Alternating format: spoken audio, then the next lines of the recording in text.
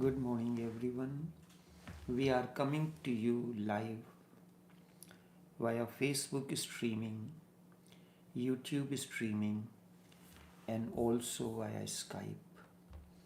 Each one of you is welcome to this live streaming from our studios in Trinidad. Sutras of Vigyan Bhairav Tantra. Witnessing, not judging, is the way. I was to speak on this topic yesterday, but something else came up, so it is now. The Sutra of Vigyan Bhairav Tantra, something I must share with you about Vigyan Bhairav Tantra. We hear these love stories, many love stories, as many people are. So many love stories are there in the universe. But the first and the eternal love story is that of Shiva and his consort Sati. It happened Sati was the daughter of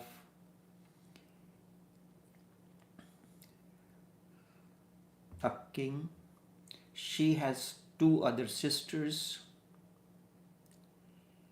and Shiva was a recluse. The way his attire and appearance was, his father-in-law did not like him. So he had organized a spiritual yajna in that everyone was invited, but Shiva was not invited. So Sati decided to go to that yajna, but on reaching there, she realized that there was no place for Shiva, and Shiva was insulted. She got enraged. She destroyed the sacrificial fire and set her to fire in that. When Shiva heard of this, he got enraged. He began his dance of destruction. He took the burned body of Sati on his shoulders and traveled the entire cosmos. Different parts of the body, one may feel that he is God and why he is getting angry. You see anger your way, but life does not go your way alone. Wherever different parts of the body fell, not only in India, but in other parts as well, there were energy centers were developed in the universe, on earth. There are total in number 51 such energy centers. Then he said that he will open his third eye and destroy everything. So this went on. After that, when he was stopped, by then all the different parts of the body of Sati fell, and wherever it fell, a center of energy developed in that, and they are holy places of pilgrimage, the centers of energy. There are such centers within our body also. It is connected, the inner and outer are connected with one another. Then he went into meditation for a very long time. Thereafter, Sati was incarnated as the daughter of Himalaya, the Himalayan mountain, as Parvati. She wanted Shiva as her spouse. So she underwent severe penances and then finally she was married to Shiva. So Shiva and Sati, they are the first and eternal lovers. When Sati sacrificed, he took the body of Sati on his shoulders, and wherever the different parts of the body fell, right there, energy centers are developed. These energy centers we are talking about during the process of the transformation, a quantum process. Many things have to be incorporated into that. I have also just this morning decided to launch a program, living healthy and eating healthy. Both are connected with one another. How can you live healthy and how can you eat healthy? This will be launched as a blog because I don't have other resources to do it. So coming back, Sutras of Vigyan Bhairav Tantra, the witnessing, the way, witnessing, not judging is the way.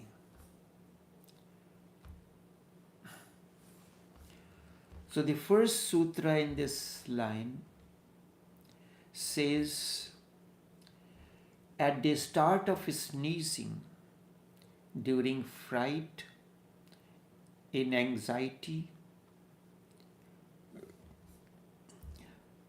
above a chasm, flying in battle, in extreme curiosity, at the beginning of hunger, and at the end of hunger, be uninterruptedly aware.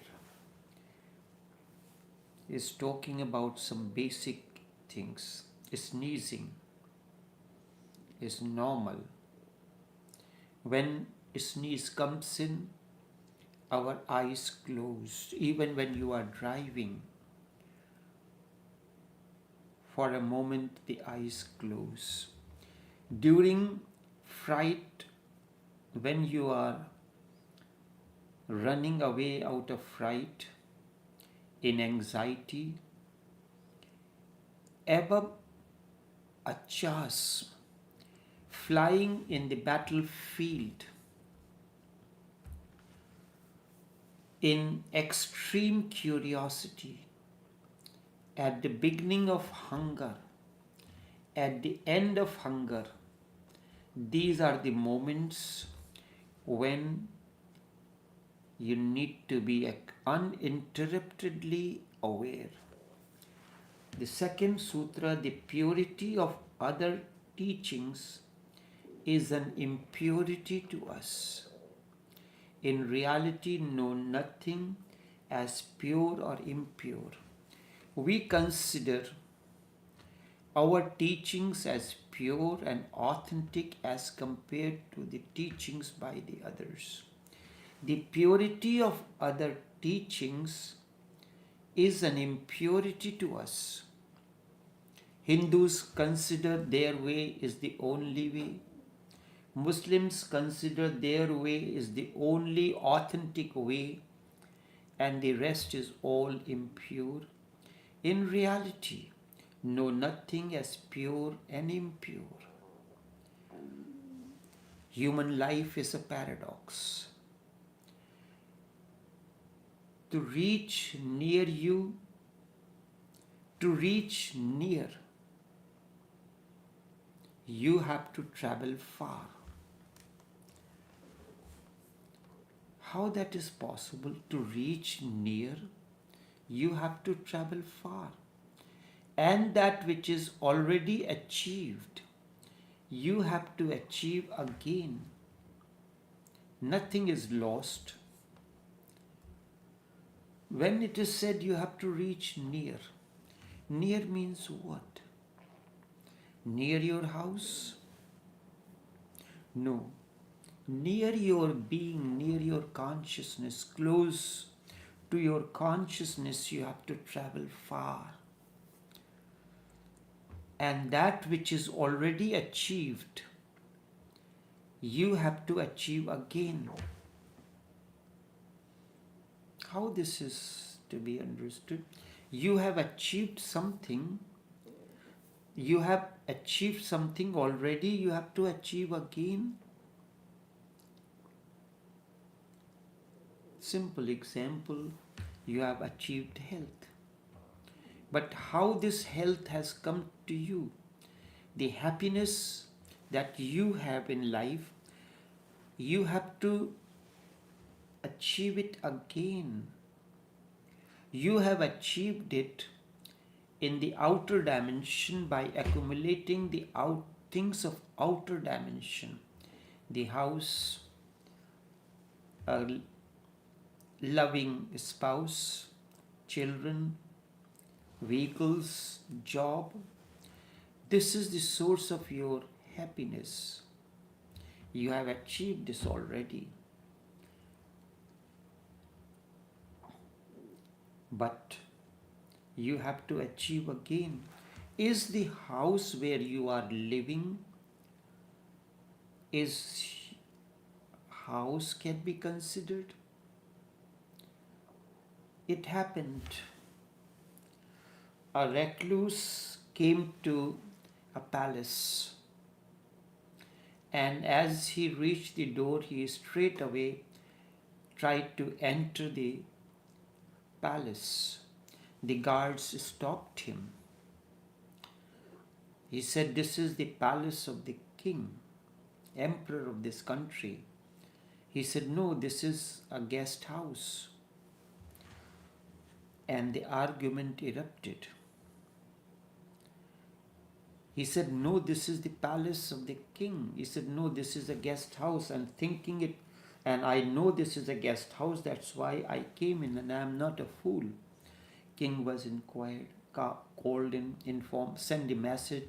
The king came and want to know who is this strange person who is considering my palace to be the guest house. So he said, "This is the palace of the king. My palace, I am the king." He said, "Who used to live in this palace before you?" He said, "My father. He was the king then." "Who used to live before him?" "His father." "Who used to live here before him?" "His father." "And who will live after you?"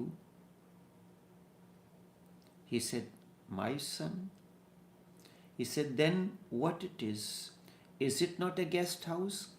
Where guest house is a place where someone comes and he stays for a certain time and then leave, and the next guest comes in. You rent a room in a hotel during your honeymoon. Did not that place, that room was used for the purpose or any other purpose by some another guest? And what is the guarantee that after you have used this place, it will be converted into a museum and no one else will be allowed to stay in this place afterwards? Is it not the guest house? So you have achieved happiness by having a good house, renting a beautiful house, or making a beautiful house. All these things have to change, re-achieve. You have to first understand where does the soul, who stays here? The body, the mind. that which is ephemeral. In this palace, the one who lives, he is the body, he is the mind. But body and mind are ephemeral. Body undergoes change every 7 years. Mind undergoes change very more frequently than the body. Your moods change. So are you the body? Are you the mind? Or you are beyond this something else that was never born, never dies? Where does that stay? That is your house. Man remains natural. Man remains pure. Man remains innocent. It is only that he forgets it. The purity is not disturbed. The innocence is not disturbed. Only a deep forgetfulness is there. That's why masters do not make any criteria. They do not look at your faults. Their only focus is that you are in a state of forgetfulness. You have forgotten your essential nature, that you are innocence, you are pure,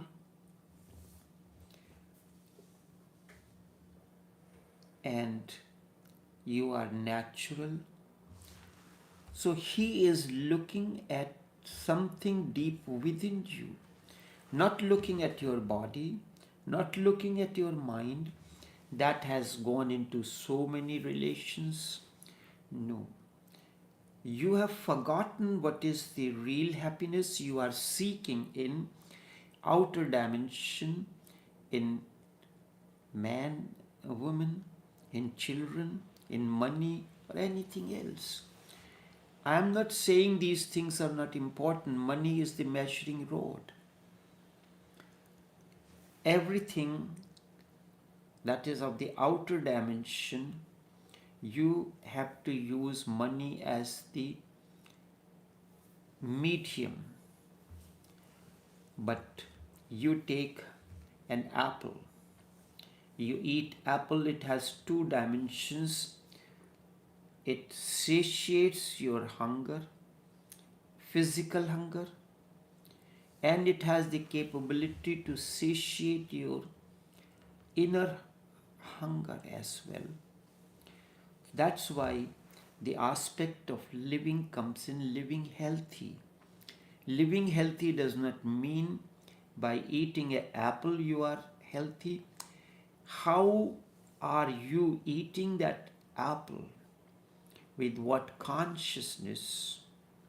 How that is being produced? That is what you have forgotten completely. So only a deep forgetfulness is there, and the role of the master is to make you aware of that. That which is to be achieved, you cannot achieve that you are not. You are already intelligent. You already have the capacity to be a Buddha, an awakened one, but you have forgotten.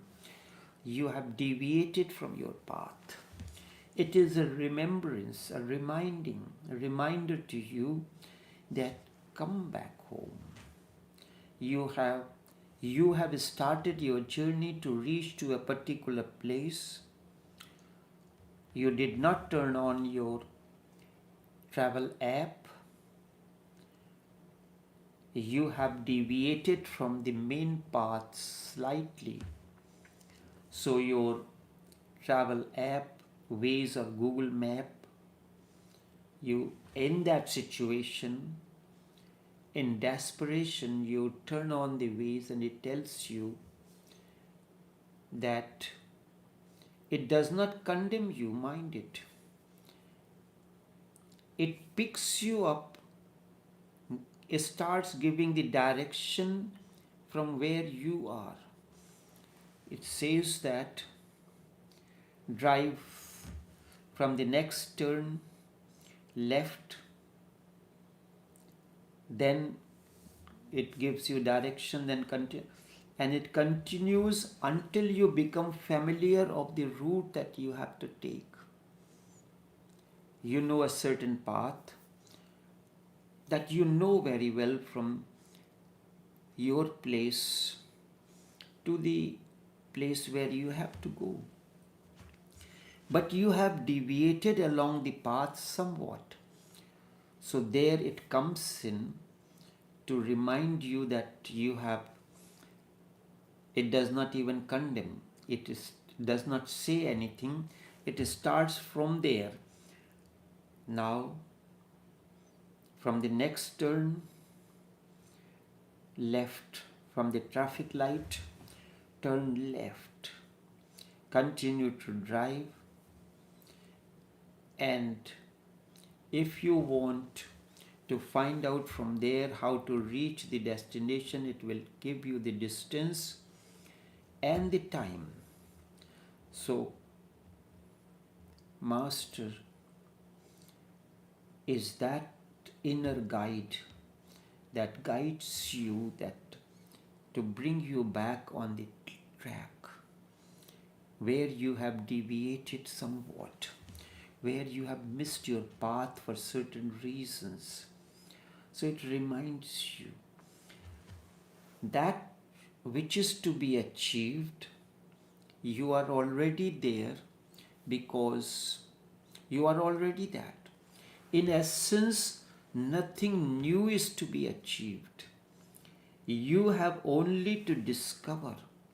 That's why it is called in science discovery, invention. Nothing new is to be developed. Something that is hidden from your cognition is known as invention or discovery. You look at a floating ball, a metal ball.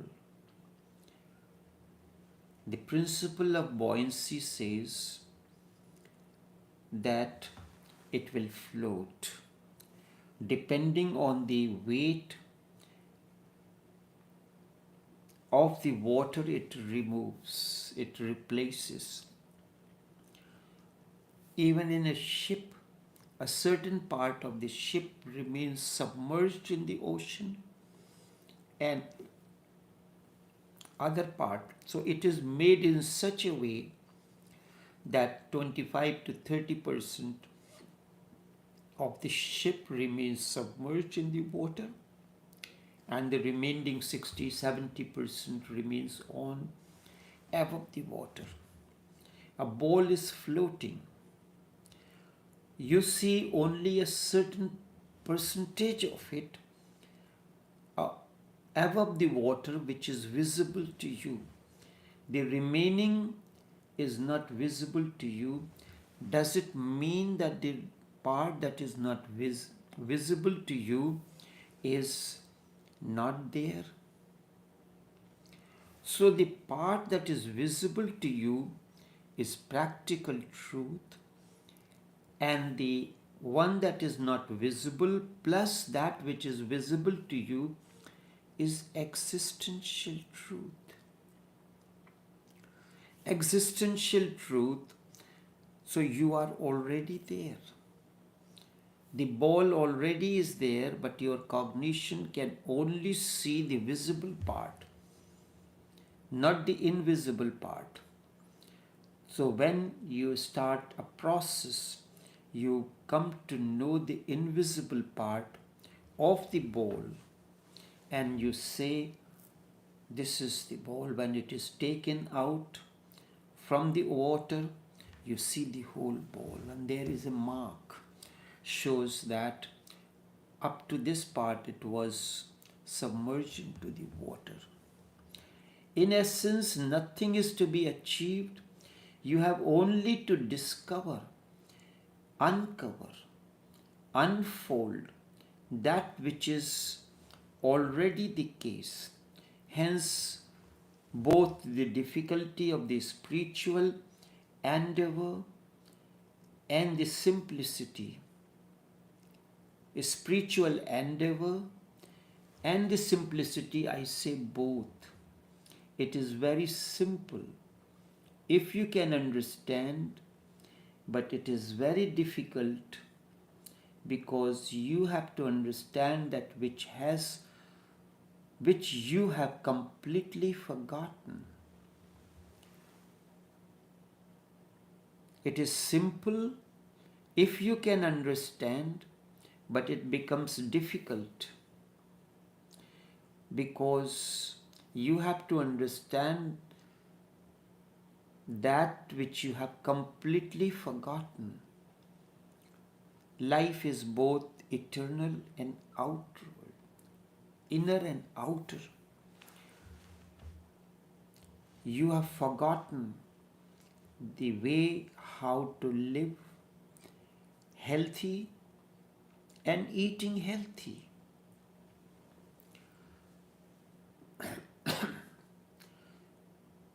That which is so obvious that you can never become aware of, that which is just like your breathing, but you have forgotten it completely. What you have forgotten, that which is so obvious that you never become aware of it. Never become aware of it. It is so simple. That which is just like your breathing. It goes on continuously, uninterruptedly, but because it goes on continuously, uninterruptedly, you need not be aware of it.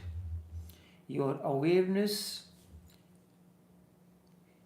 is not needed for that. You breathe, but you are not aware of it. It is not a basic requirement. You can forget it or you can remember it. It is your choice. You can breathe with awareness or you can breathe without awareness. You can eat with awareness. You can eat without awareness. You can cook with awareness. You can cook without awareness. The choice is yours. This is the reason that I have decided to launch a program. Living healthy and eating healthy. It has many dimensions in it, the outer and inner.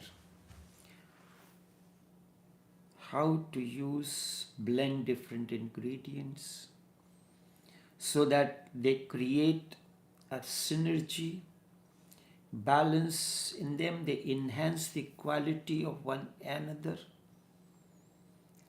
and then eating healthy. Sansar, the outer world, and Nirvana, the renunciation, the world and the liberated state of consciousness are not separate. Eating healthy and unhealthy are not separate. They are not two things, just the attitude, just two choices. You can choose either. And in most of the cases, we choose the unhealthy because it has a certain taste, flavor in it that appeals to your palate. You can be in the world because of a certain attitude. You can be in an unhealthy eating because of a certain attitude. The same word becomes liberated state of consciousness or liberated state of your understanding. Once your attitude is changed, once your approach is changed, you remain the same. Everything remains the same. Just a change of focus, a change of emphasis, a change of choice is required. It is easy. Once absolute bliss is achieved, the optimum health is achieved, you will laugh about it. Once it is known, you will not be able to understand why you were missing it all these years. How could you miss it? It was there always, just waiting to be looked at. The ingredients were just waiting to draw your attention. It was there just waiting to be looked at it, and it was for you. A Buddha laughs. Anyone who achieves it, laughs, because the whole thing seems to be ridiculous. You were searching for something which was never lost. The whole effort was absurd. You know the whole ball was there in front of you, floating in the water, but you were seeing only 25, 30% or 60% of that visible to you as practical truth. The remainder was submerged in the water, and it was hidden from your cognition. So it was exactly like this. You never followed that path.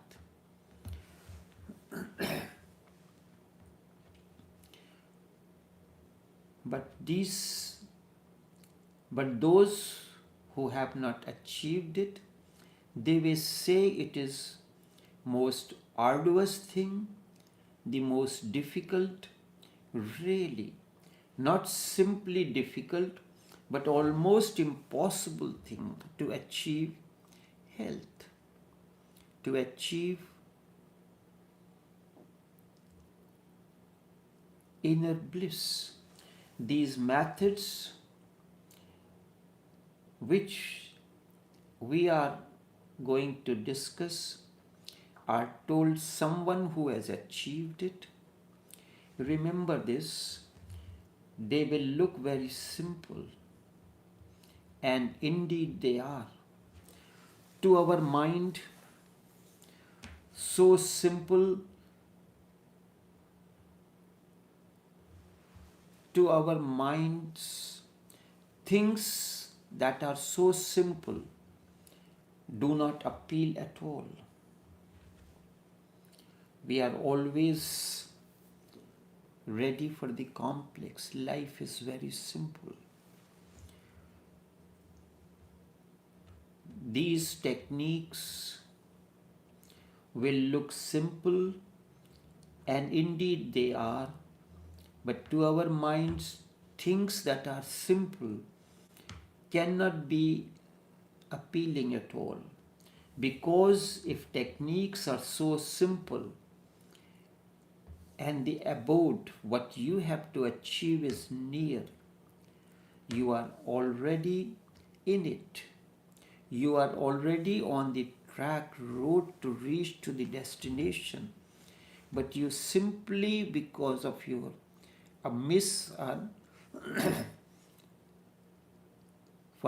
simply a call came in, and you took that call while driving, you missed the road. That is your situation. Because the techniques are so simple and the abode where you have to reach is so near, if you are already in it, the techniques are so simple, and the home is so near, you will look it you will look ridiculous to yourself that why did I miss it? Then why are you missing it? Rather than feel the ridiculousness of your own ego, you will think that such simple methods cannot help in any way. That is a deception. Your mind will tell you that these simple methods cannot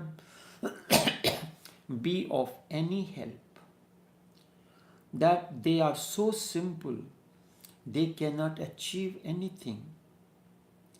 To achieve divine existence, to achieve the absolute and the ultimate, how can such simple methods be useful? How can they be of any help? Your ego will say these cannot be of any help. So you go on missing.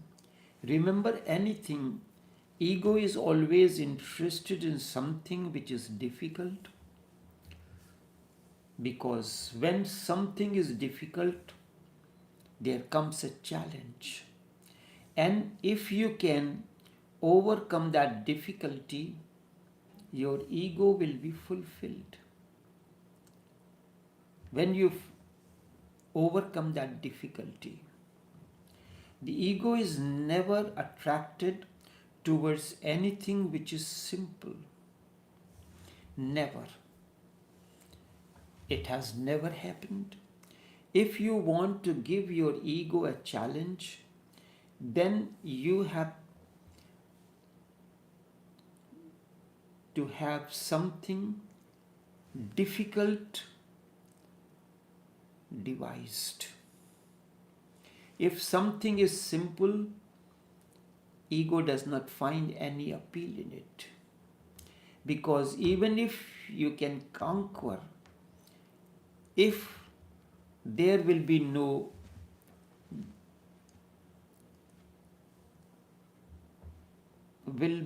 no fulfillment of the ego.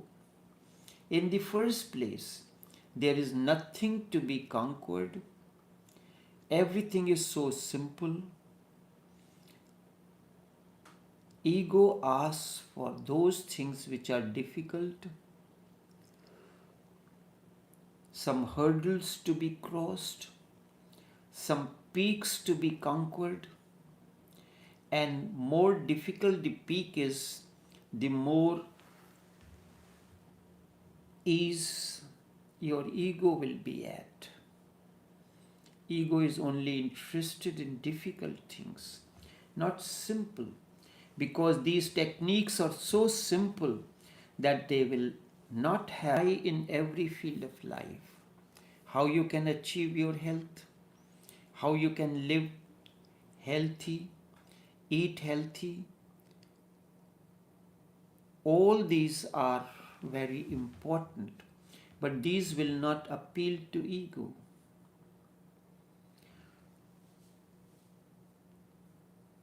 Because of their simplicity, they will not appeal to your mind. Remember, that which appeals to ego cannot help you in your spiritual growth and transformation. Only that which has no appeal to your ego can help towards transformation of human consciousness. But this is what happens. If I say that this or that is very difficult, very arduous, that only after lives and lives you will be able to have any possibility, and your ego feels good. You can glimpse anything only after an arduous journey. Then you feel good. Those who have been connected with a master will know how simply something that was difficult, that you can never achieve in life, happens with a flick. Nothing is said, nothing is told you, but the things begin to change. It is something like this. You have come in the presence of light, and something of the light begins to rub on you. These techniques are so simple that right now something is possible. We will continue this in tomorrow's session. Until then, take care and do have a pleasant day.